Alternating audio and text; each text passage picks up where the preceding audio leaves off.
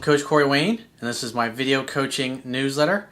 And the topic of this newsletter is going to be why you still think about your exes. Well, I've got an email here from a viewer who, I guess he's dating a new girl, but he still thinks about the ex. So I've got a quote that I'd like to share with you regarding this particular topic. And it says, the reason we continue to think about former lovers long after the relationship or romance ended, even though we may be dating someone new and exciting, is because on some level your current lover does not fulfill you in the same way. What you are missing is the feeling you felt with this former lover, but not necessarily actually missing them. The goal is to improve yourself and your skills after a relationship ends so you can grow into the fullness of what you are capable of becoming to attract someone even better and more fulfilling for you. As you gain life experiences, you want to continue to date up, not down or at the same level. Human beings are designed to expand just like nature. When something stops growing in nature, it dies. That's something to think about. So let's go ahead and just jump right into this guy's particular email. He says, "Hi Corey, before I get into my dilemma, I wanted to say that I absolutely love the advice you give out, and I find your video coaching newsletters really empowering. At the same time, I think you're bloody hilarious. Like, dude, some of your facial expressions and the way you answer some of the emails that come in fucking crack me up. Well, I'll do my best to fucking crack you up in this one." He says, "But in a good way. I bet you are a right laugh to hang out with on a lad's night out." You must be from the UK or probably Australia maybe. Or maybe New Zealand.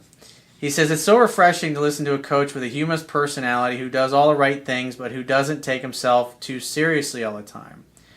Well, just like I say, I'm just another guy. There's really nothing special about me. I had somebody the other day, I think it was on Facebook, asked me, why is it that I know so much about so many different things? And the simple answer is I'm the type of guy that when I don't know how to do something, I go out and I look for the best people, the best experts that know how to do what I want to do. I study from them, I learn from them, I go to their seminars, I read their books, I buy their audiobooks, and then I apply what I learn. Now the average person, when they run into a problem or a challenge, they let all of their fears or their self-talk or their limiting beliefs get in the way of that stuff, and it may take months or even years before they get to the point where they're actually open to learn something. Me, on the other hand, it's like when I have something I don't know, I just want to find the answer. And I think probably it's partly because of the childhood that I had, where I just really didn't enjoy my childhood very much, and so what I did was I just spent my time trying to find a way to improve my situation because things just sucked so bad. When I was a kid, I just didn't, like I said, I didn't enjoy my childhood. So he says, anyway, and now that bromance is over now, he says, on to my issue that I'd like to give you advice on. He says, I'm a 32-year-old man from the UK, and there's this really hot girl that I used to date a few years ago, on and off for about 5 years. We're still in loose contact, even to this day, over occasional text messages. But the thing is, even though I was the one to break it off each time, basically because I found her personality boring to be around and she was very needy, but yet now I'm not with her anymore, I still think about her all the bloody time. Why do I still do this? Well, obviously you miss certain things about her, and the women that you're dating now are not pushing your buttons in the same way. That's why it's so important to pay attention to what you really want in a woman, and to understand and to know yourself and to know what it is that what you want and what's most important, and to make sure you don't find yourself 6 months, a year down the road in a relationship with a new girl and realize that there's things that you don't like about this girl, or there's things that you really want that are important to you that she doesn't have but that your old girlfriend tended to have. And I mean, I've had this happen in the past too. It's like, you know, I've always realized that every relationship that I've had, I always end up looking back on the best girlfriends that I've had previously, and I compare them to the new one to see how they measure up. And the idea is that as you grow, as your skills grow, the quality of woman that you're able to attract grows as well. And it's interesting, one of our 6 human needs is growth. which is need number 5, and that's more of a spiritual type of need. We always need to feel like we're expanding and we're growing and we're improving and we're becoming a better version of ourselves.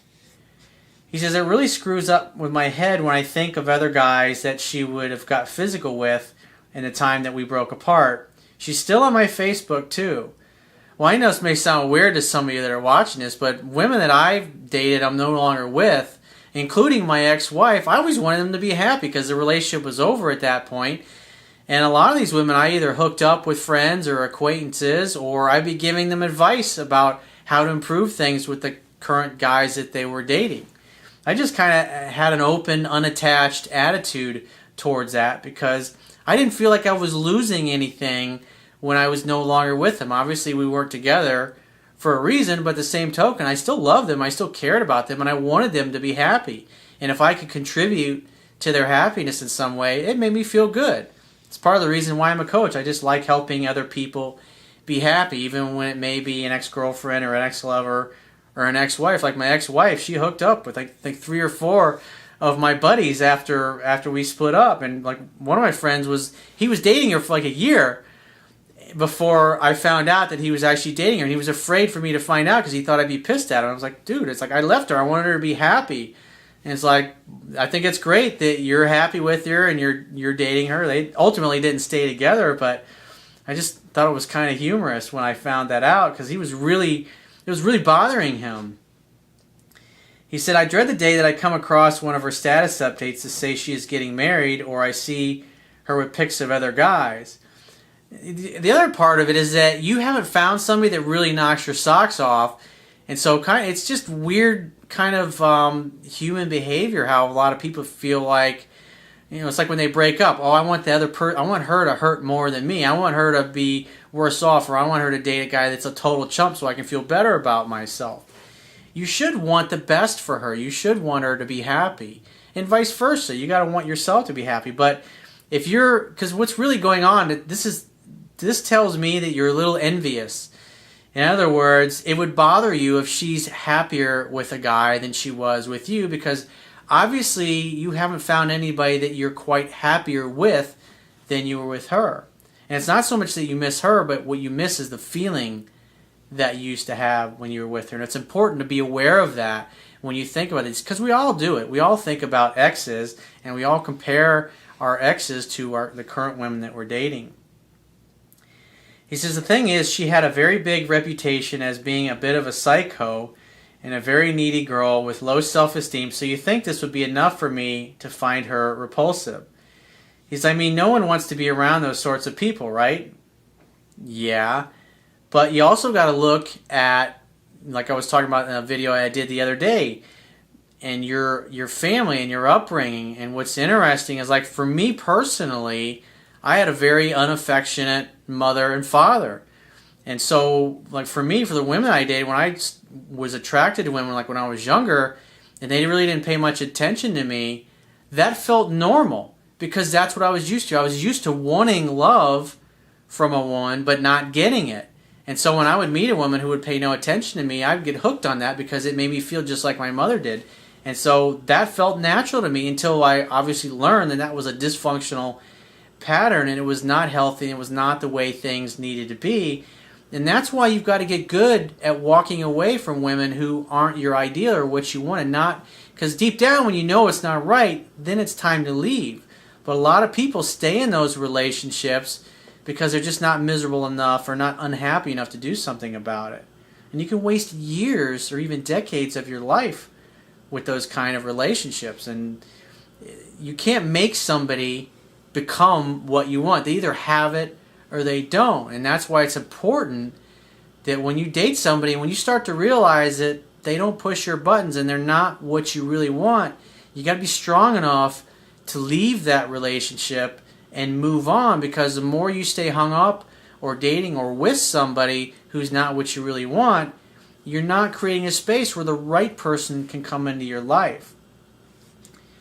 He says, but my bloody head conveniently forgets all those bad things about her and just constantly reminds me of how hot she was in the face and the body, as though I will never find a girl as hot as she was again. So that tells me physically that the girl that you're with is not as attractive as your ex, and you got to pay attention to that.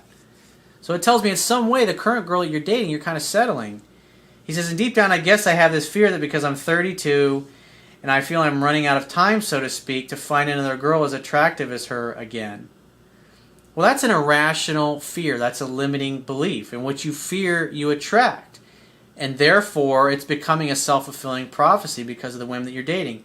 He says, for me, the girls I want to date would ideally be in their early to mid-20s, but am I being too realistic to think that I could date a hot girl in their mid-20s considering I'm 32? It's like, dude, I'm in my early 40s and I date women in their 20s. It's like, come on, yeah, I look young for my age, but I take care of myself. And the place that I come from is, of course they like me because I'm awesome. I mean, you have to think that way. You have to have good, positive self-talk. Because until you believe it, you can't get anybody else to believe it. He says, would they not think that I'm too old? It's like, that's just bullshit. I mean, you see guys, I mean, look at James Woods, the actor. I mean, he's old. He's in his, like, 60s. And I think his last girlfriend, or the girlfriend he's got now, she's like 19. It's like, come on, dude.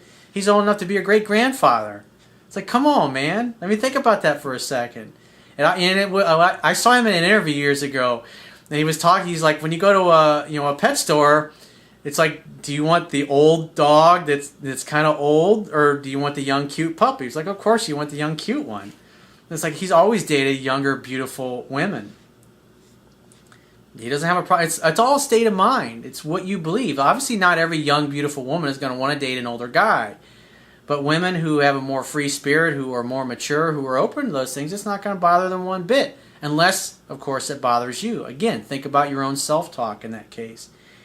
He says, I've been on other dates since her in the last 2 years, but I found my mind that I always end up making the same physical comparison between my dates and her, so the girls that I date always fall short in terms and make me fond of wanting her back, even though all my friends and family say she's nuts and that you should be glad that she's out of your life. And so, see here with your self-talk is now you're thinking, oh, I'm 32, now I'm too old to get a woman who's hot and in her 20s. And so I would say that that's affecting the women that you actually approach, because you'll see women that you're like, wow, she's really hot, but then you go, oh, but I'm too fucking old, she wouldn't want me. And that obviously is affecting the women that you're actually approaching. So there's women that you could have that you're not approaching because you're fearful. So you need to think about that. So next time you see a girl and you're like, wow, holy shit, look at her. Jesus Christ, look at the ass on that girl. When you think that stuff internally, you need to go up and approach her. Like, oh my God, you see those boobs? Like, you got to go talk to her. Because if you just let your fears run you and you just keep going after mediocre women that are kind of safe, you're like, yeah, she's kind of cute, but I mean, those are easy. You're settling in that case. He says, I've always been picky my whole life, even before I set eyes on her, but now that she's out of my life, I'm not sure how I can move on from her. He says, because now I feel the need to replace her with a girl I find equally attractive, if not more so, that it feels like an upgrade. The thing is, at the age 32, do I still have the right to be picky? Now you're doubting yourself and you're doubting what you have to offer a woman. That's not going to help you get what you want. You got to think from the end, even if you got to fake it till you make it. And that's why when you see a girl and you think she's really hot and she's really amazing, you got to fucking go for her. I met a girl the other day and I was like, we started talking and we were having this amazing spiritual conversation, and she was just like, there's just something about her. She had really intense eye contact. And so I ended up asking her out, and it turns out she wasn't single. But I mean, and I found out she's only fucking 19. It's like, didn't bother me at all. But I mean, at the end of the day, I still asked because you never know. It's like flip a quarter. It's like you got to put yourself out there and risk getting shot down. He says, or should I lower my standards and chase girls that are older and not so attractive that I can broaden my chances? It's like, dude, I want you to have a woman that knocks your socks off. You're never going to be happy with a mediocre girl like that. You're never going to be happy when you settle. Just take your time, keep searching, keep looking. So what if it takes you 5 years to find somebody? If you keep looking, eventually you'll find her. If you want to get my help, the quickest way is to book a phone session. Go to my website, click the products tab, and I'll talk to you soon.